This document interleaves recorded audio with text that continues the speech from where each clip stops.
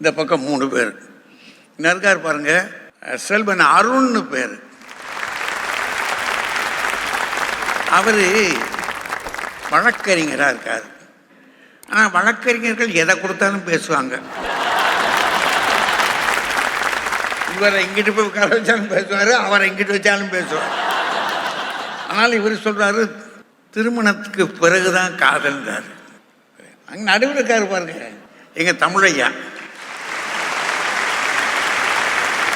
ராமலிங்க ஐயா. அவர் சொல்லி கொடுக்கறதெல்லாம் காதல் தான்.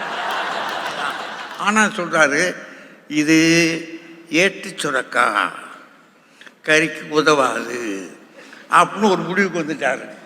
அந்த கடைசிக்காரர் பாருங்க, அவர் தெளிவாகிக்கிறார்.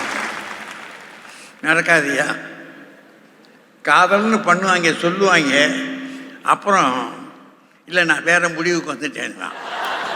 என்ன முடிவுனா, நினச்சேன் நீங்கள் வேற ஒன்று பாருங்க, ஏன் இதை நான் ஏற்கனவே பார்த்துட்டேன்றான். அப்படின்னா என்ன விஷயம் அது? முடியாது. திருமணத்துக்கு பிறகுதான் காதல். இந்த 3 பேர்